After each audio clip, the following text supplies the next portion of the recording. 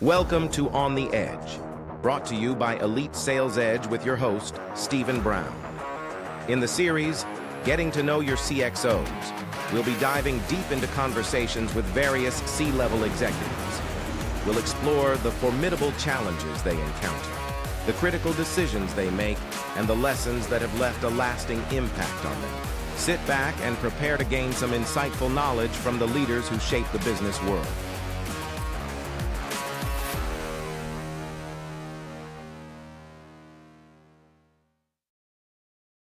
Welcome to another episode of On the Edge. I'm your host, Stephen Brown, and this is part of our series called Getting to Know Your CXOs. Today, our guest is Paul Butcher. Paul has over 35 years of experience in various technical leadership roles in high technology. He's held the post of President and Chief Operating Officer of Mitel Networks Corporation from 2001 to 2011. Mitel was the largest Canadian IPO for a decade when the company went public in 2010. Paul served as president at MapleSoft Group, an IT integrator, and has held numerous advisory and board positions.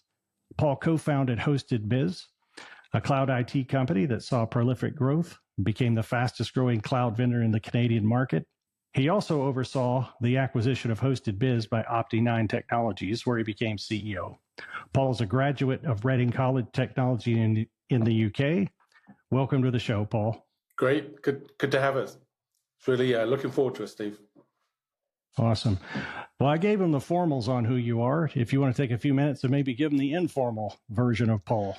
Well, that all sounds very good. I always get a kick when people say that I went to Reading College as opposed to Reading College. So it's good that you pronounced it correctly. But I am 44% Brit. Yeah, that's it. So I've been in high tech since I left high school. So done lots of things, but some of the highlights you pointed out there are the big moments. Certainly taking Mitel public. It was an enormous amount of work. And then prior to going public, we made a number of very, very large acquisitions on the path to get the company ready to go public. And then, all the way through that, and then starting a company as from the ground up was quite the difference from leading a 2,000 employee organization. So it's good character building all around. Yeah. Yes.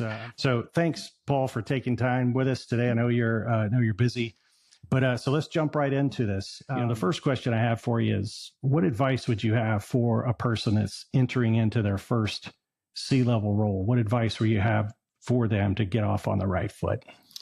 That's a great question. I think there's lots of ways to answer that, and it depends on what that transition is.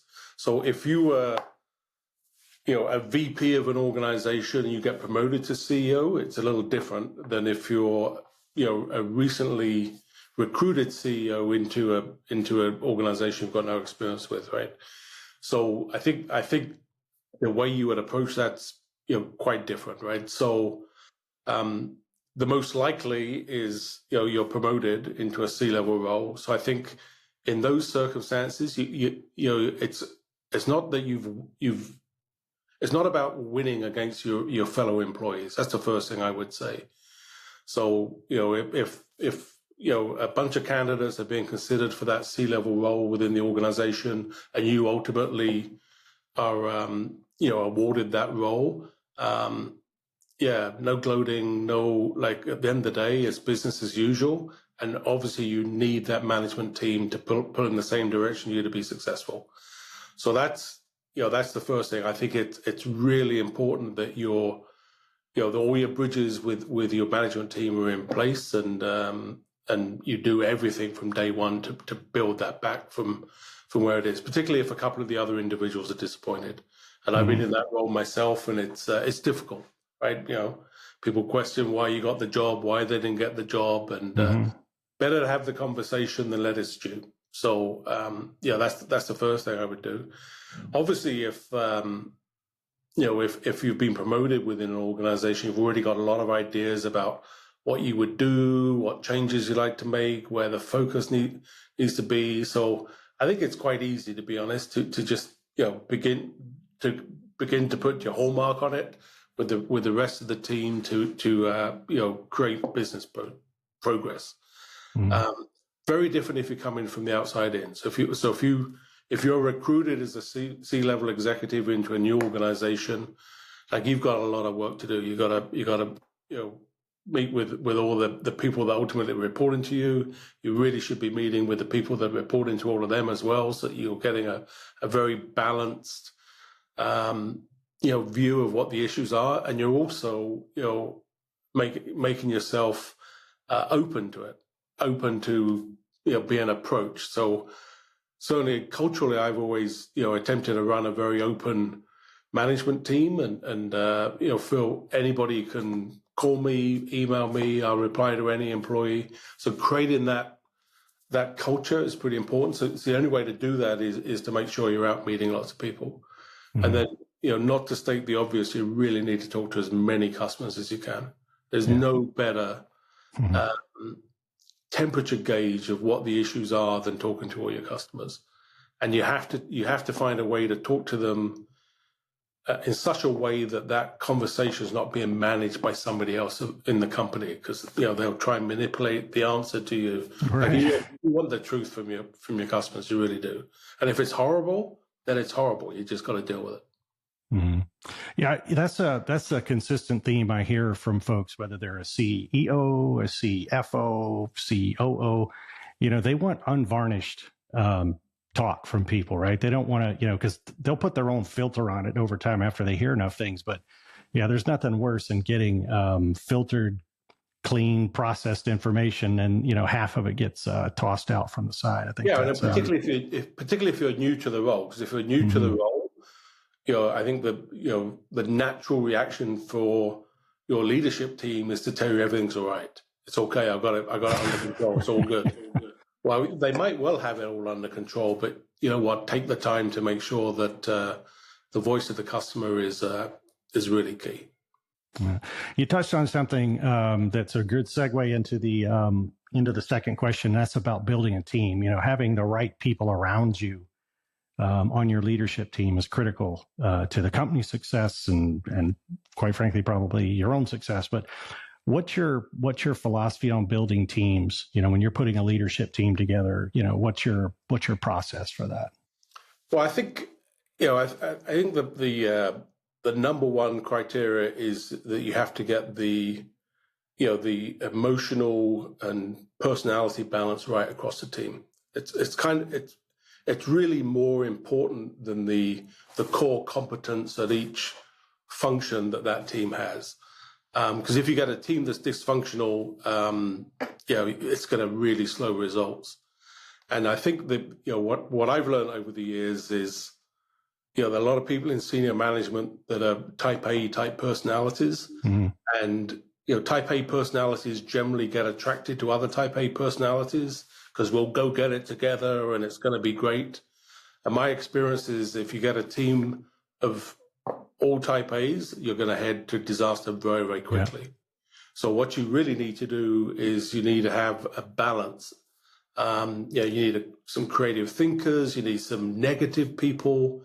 So you create that balance. And the balance has got to be right, because I've been on teams where everybody's negative, and that's not a very happy place to be. But you really need to get that balance. And I think that emotional balance, like I said earlier, is probably more important than the absolute skill set they have for delivering the departments they run in. And you'll get a lot done. And of course the other leadership challenge is to make sure that everybody's heard. So because again, the type A's will take over the meetings, and the introvert might have the best solution for what we're trying to solve, and you've got to get it out of them. Yeah, that's true. So that's a learning experience, and you might not have to get it all out of them during a meeting with 8-10 people in, but doesn't stop you having corridor chats and so on with the people that are less willing to voice their opinion in a more public way. Mm-hmm. Yeah, there's lots of good tools out there for that. I mean, the basic like disc profile tools, or what is it, Myers-Briggs and all those. It's important, right? People, you have to get that right, because you're right. If you get a bunch of hard charging high D type A's, they're going to run everybody right off the cliff. You need somebody to go, hey, wait a minute, have you thought about? Yeah, I agree. And I remember going through an exercise with Myers-Briggs, actually, and people were proud because they were ENTJs, which is like, like falling off the scale because, look, see, I'm the best here. Well, not necessarily. Right. But it's, you got it. You need that balance because otherwise your decision making ultimately becomes massively optimistic. The will to succeed overcomes the ability to deliver. Yeah. And if you're in that stance, well, you just won't deliver. Yeah, that's true.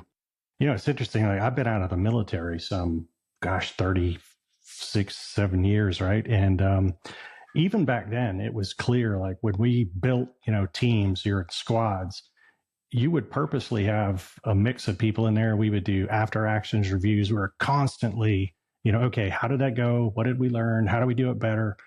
Constant improvement or consistent improvement, continuous improvement, however you want to put it. But it was never about the person.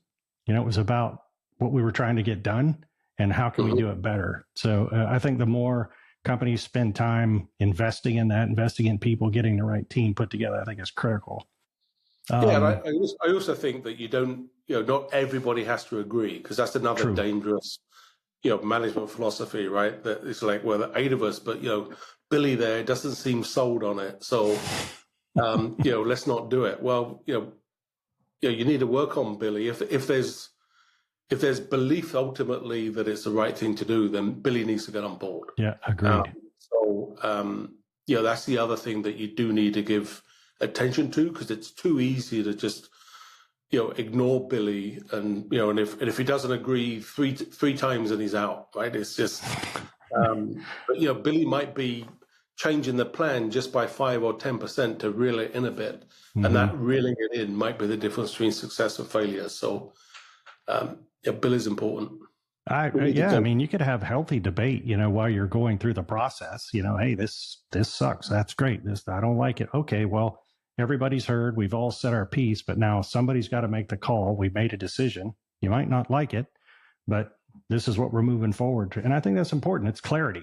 It's like, hey, we talked about that. We heard your opinion and whatever, but opinions are, need to be trumped by data. When you're in there. And it's particularly important for the next level down and the next level down and the next level down. Because if there's a perception that there's not unity in strategic direction, then you're not going to get all the employees pointing in the same direction. Yeah, it's kind of, so if you think about decision making, and at this level, that's where it all starts and stops, right? It's going to, at some point, the executive leadership team's going to have to make a call. Most leaders today had to deal with unprecedented challenges, not only in the marketplace, but as a result of a global pandemic. There's no playbook for, well, hey, how do I lead through that? So do you have any insights for the listeners out here? Like, look, when you're inevitably going to have to make a lot of them, make tough decisions. Do you have any good insight for how you go about making tough decisions? Is there a process you use, or is there just kind of some advice you would give people when they have to make tough calls? I think you have to think about what you can affect, and you have to ignore what you can't affect. So it might be a factor in ultimately your decision, but there's no point banging on about how terrible something is that you have no ability to control. It is what it is. So let's say the US government slap a 60% duty on something that you're importing to use. Well, you can complain and bitch about it, but if that's how it's going to be, that's how it's going to be. So you have to take that on board to synthesize your decision making, right? So first thing, don't worry about things you can't affect, because it's truly exhausting. So really focus on the effect. And at the end of the day, however bleak it is, you need to do what's right for the overall business. because the number one responsibility you have as a leader is business success. And ultimately, with business success comes great welfare for your employees and so on.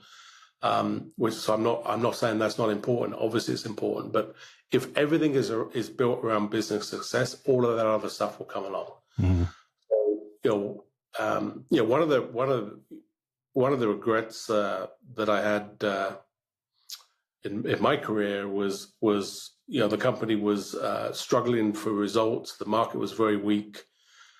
We felt it was going to turn around. Didn't want to take a headcount reduction plan because we felt that the headcount was going to be needed going forward because it was going to pick up. So we implemented a compulsory salary reduction program, and help with cash flows, help with what we needed to get done in the short term. But the recovery didn't happen as quickly as we expected, and that salary reduction stayed in place for a very long time. Certainly, more than personally aware of some of the hardship that was caused by it, particularly with junior staff. But in hindsight, ultimately what happened was we took a headcount reduction, ultimately paid the salary, gave the salary back, got everyone back to normal. But the resulting thing was the loss of goodwill by our employee base was absolutely enormous. If I had my time again, I would have taken the headcount reduction early on. Super painful, very difficult to do, but we would have had 6% of the employees very upset as opposed to everybody being very upset. And that loss of goodwill was ultimately becomes quite material when you've got a large group of people. Yeah, I mean, that's amazingly insightful, right? You probably, anytime you make a decision, you're making the best one you can at the time with the information you have. And we did it for the right reasons, right? So a little bit of pain for everybody is better than a lot of pain for a small group of people. But also we expected things to bounce back. And, I think that was the glass half fullness in us that, we felt it was going to be temporary. And as it worked out, it was, it did recover, but it just didn't recover to where we expected. So we had to take the action anyway. So, but you're right, like faced with the decision, all the facts at the time, on that day, we felt made the good decision. 1 year later, it was a mistake. Yeah. Well, I mean, this is just a kind of great insight I think people are going to want to hear, because, there's all kinds of market conditions out there. The world right now, the geopolitical, situation in the world is becoming untenable. Hopefully that'll get itself under control here. But, business gets affected by all of that,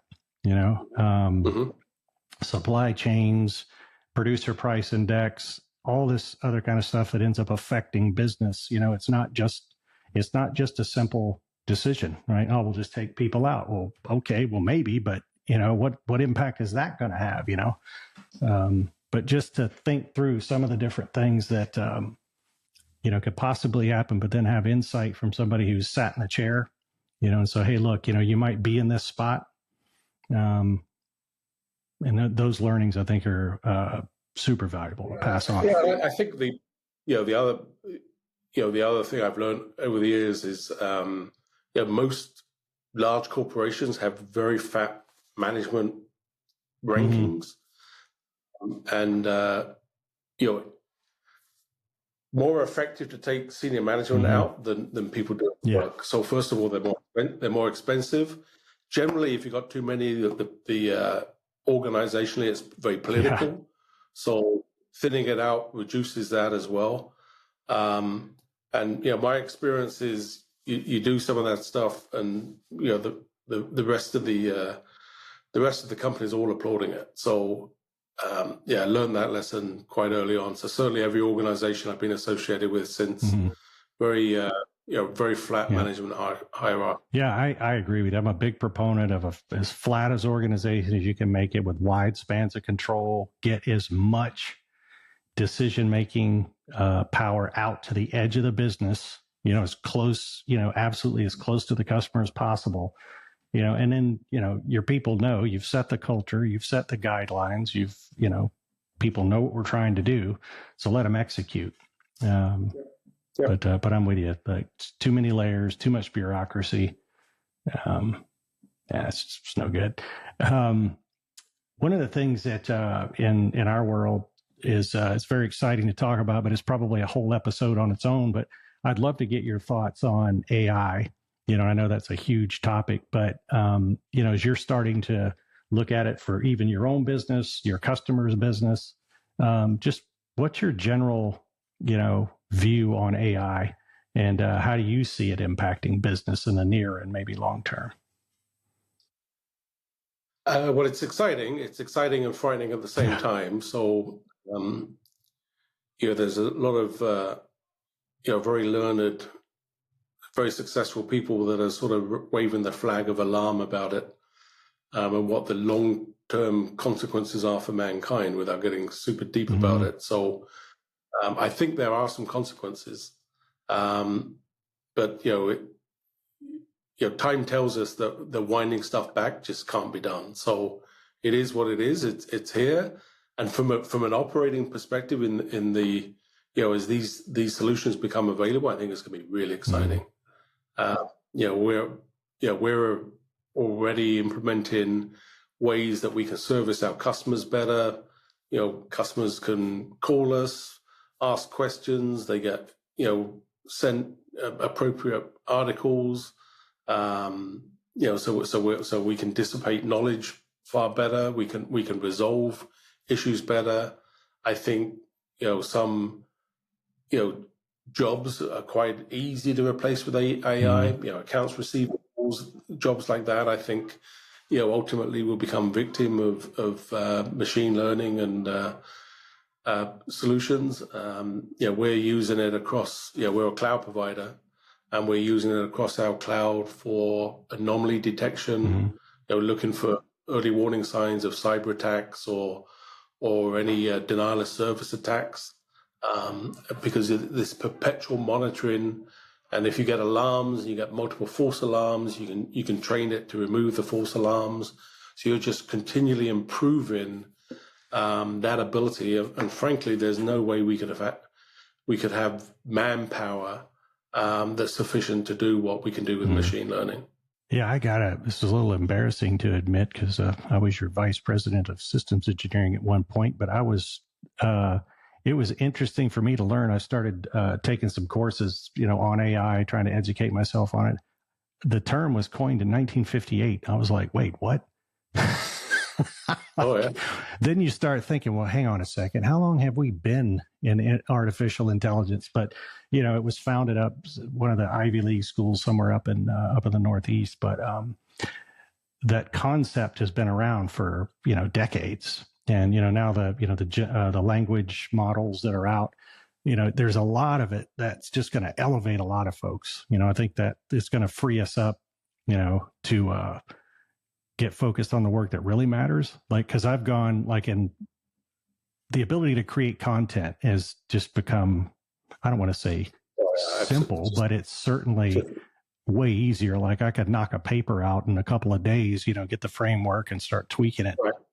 But even pictures as well. So, any marketer would tell you, if you're creating a website, don't use stock photos because it's so obvious they're stock photos, or use AI created photos, which cost very little money, and they're better, and they're cheaper than stock photos. So, things like that, it's just going to be the normal course of doing business. Like, people aren't going to realize that's even happening. So I think the thing that's interesting about AI is it's really not just a blanket solution. I think you're going to get AI for content, you're going to get AI for imagery, you're going to get AI for work process flows, you're going to get AI for voice interpretation and knowledge bases. So each of those is going to grow. An AI perspective will grow for each of those pillars. So it'll result in being universal, but I don't think the progress is going to be blanketly universal. I think that you're going to see these certain key areas where it's adopted very quickly because the gain is just. I agree. Well, as long as the system doesn't become aware and start taking us all out. I think. That's it. Well, and let's be fair. I mean, some of the image manipulation that can be done that's appearing on social media, it's not good. It's not good. There's a lot of bad actors out there, and we got to be mindful of that. Like I was, like you just think about like new technology, it comes in naturally. Most people want to see the good side of it, but man, if you're not paying attention, just think about the security aspect of networks, how they've just become, that is priority. Probably the number one thing most people worry about is security, because everything else is so vulnerable underneath it. But when you start reading about, things like quantum computing and what have you, and it's like, well, all this encryption and stuff we have today, well, it'll be rendered useless, with quantum computing. So on one hand, you're like, okay, well, that's a little scary. But then on the other hand, you think, what kind of encryption would quantum computing be able to put on top of stuff that, will change our world? So I think the next 10 years is going to be fascinating. Well, certainly from an IT perspective, it's always been an arms race, right? So, your example with quantum computing is great. So everyone focused on quantum computing, cracking encryption. Let's start a company creating uncrackable encryption using quantum computing. There will be a market. It'd be huge. Be huge. So speaking of starting companies, you've started a couple, you've worked with a few, can you give us a little insight on, what inspired you, to do that, to pick the company or the type of company to start, what got you up in the morning to do it? And what are one or two like really memorable things you'd like to share, with the readers that you took away from building those businesses over the years? Well, it's, there's a few things I remember most. And, what I remember most is, you're going from having 2,000 employees to there's two of us. And, we're going to go, I'm going to go and see a customer. Okay, who's preparing that proposal and the presentation? And you're looking behind it and well, okay. Yeah. So my Excel PowerPoint skills absolutely rocketed as a result of starting my own business. That's the first thing I would say. So I started my career in semiconductors and then moved into telephony. And, the downside of telephony is it's a declining market. And, running a business in a declining market is tough, right? Because, the only way you can get that business to grow is to take market share off other people and material market share off other people because the market's declining. So when I started Hosted Biz, I felt that cloud was going to be a high growth market. No genius statement there. But I think what we felt was possible was that you've got all these IT resellers, MSPs, VARs. Ultimately, the cloud's going to affect them all, and they won't have the wherewithal to create their own cloud solutions. So they won't have the fiscal ability, the technical ability, the time or bandwidth to do it. So we started a cloud company that was really targeted at MSPs and IT resellers. So we could go to you, Steve. So let's say you have Steve Brown Networks. Next Monday you can have a whole suite of cloud services, all branded as Steve Brown Networks. And that was the commercial model that we took to market. And I think the timing was good, and the cloud market very strong, and that accelerated through the pandemic as well. So it worked out well for us. But it that was the premise of why we did it. And to be honest, when we first started, without getting too technical, we felt the future was going to be virtual desktop. So all of our investment was around virtual desktop. So this ability to run Windows machines on iPads, Macs, somebody else's tablet, we felt was very compelling, and it is very compelling. It's fully managed, it's secure, but it's expensive, and we couldn't get sufficient customers over the line to accept it. So we kind of pivoted to this more broad cloud solution. So the first thing I remember is like I said, being two people sat in an office doing everything, taking it in turns to make the tea. And then the second thing I remember is getting some customers. We determined very early on that cloud backup and disaster recovery was very, very compelling in the cloud. And I talked to some customers about it, and they said, "This is great. Yeah, where do I sign? Yeah, really want to implement this. Oh, and how long have you been in business?" 4 weeks. The worst possible answer for a company that's offering cloud backup and disaster recovery. So that took some finessing to get over. But they're all great learning things, and they were, when I say them now, they sound ridiculous, but it was exciting. And I remember, because of that credibility issue we had to overcome, we decided that we needed to win a banner customer. Yeah.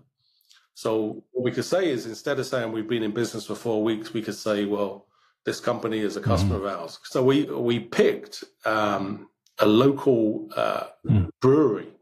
So there was a brewery that was growing very fast in the city. I live in Ottawa, so there was a microbrewery that was doing very, very well. And this was before microbreweries was trendy. This is 10, 12 years ago. So we went totally on the offensive to win this customer. And we were sending donuts to their offices. We were sending, little boxes of chocolates to the IT people and the CEO, and we turn up at their festivals and brew offs and make sure that they all saw that we were there. And ultimately, we won that customer. And I don't think I've spent as much money winning any other customer since. Yeah. But it was kind of important to have that first customer as on the path. But a lot of fun doing all that stuff was a lot of fun. That is so cool. And the other difference, 2,000 people. When the company started growing, and we've got 15 people or 20, you can still do whatever you like because you're so fleet of foot and so flexible on what you could do. We'd be pricing things we had no idea how to deliver them, but we just saw a demand, and we'd find a way to get it done, which you can do when you're everyone's pointing in the same direction. Have a huddle in the office. This is really important. We need to get this done. How are we going to do it? Yeah, and I think it's the IT market is getting more and more fragmented. With whether people want to go hyper-converged servers or whether they want to go cloud, whether they want to have a hyperscaler, whether they want a more of a boutique offering. Like the choice is endless, and that choice is getting bigger and bigger. And what we find is that we win when we don't tell the customer they're wrong doing what they're doing today. Lots and lots of IT companies tell the customer that what they're doing is stupid. And frankly, if you tell the customer what they're doing is stupid, you're telling the customer they're stupid, which I've never seen as a great sales strategy. And I think it's people look at it and say, well, what you're doing is wrong, so you're going to rip it all out. So therefore, the sale is bigger. I tell you what, you're not getting that deal over the line. So you got to find a way to improve what they've got. And if what they've done is not what you were done, well, you need to understand why they did it that way, because something would have caused them to do that is important to them. Might be perceived, might not be real. But I had a sales leader that had a picture of Napoleon above his desk. Yeah, he didn't last very long. Taking the Machiavellian approach, are you okay? Yeah, well, see how that works out. Awesome. Well, I have one more question for you, Paul. I really, really, really appreciate your time. So, it's no big secret. Sales has changed over the years. With the internet, it's democratized information, a lot of social networking, lots of information out there. So what advice would you have for people in my profession that are in sales, and they're going to meet with a CEO or C level? What advice do you have for the modern salesperson when they do get to the C-level finally? Times have changed for sure. So I think if you're trying to get to the C-level, you can't understress how much homework you have to do before you try. Like I've got spam filters, but I'm still getting 50, 60 emails a day from people. Let us get leads for you. We outsource your IT to us, buy our cloud services, and they're just spam. And there is zero chance of that being successful. So that's the first thing. The second thing is, if you do the homework, you'll realize, I might be the CEO of Opti9, but I'm really not making the decision about what storage we're going to buy, right? So if you want to sell Opti9 storage to Opti9, don't spam me, because there's just no way that's going to help. Unless you upset me so much that when a purchase order does come across my desk, I'll say I don't want to do business with these guys. Unlikely, but you've got to get your pitch to the people making the decision, and then the way to reach those people is you have to have massively tailored communication method, right? So, I saw that you're in this space and you recently won this customer and this customer. You've just hired somebody, he's a previous customer of ours at another company. You do all of that work. First of all, I guarantee that email is now read. So that's step one. And then obviously there's got to be something compelling. You're going to save them money, you're going to increase their efficiency, you're going to allow them to offer more services, whatever it is, it has to be tailored that way. That's all the questions I have for you today. I really appreciate you taking the time to sit with us. And hopefully we'll do this again in the future. Take care. Great. Really appreciate it. Great to catch up, Steve.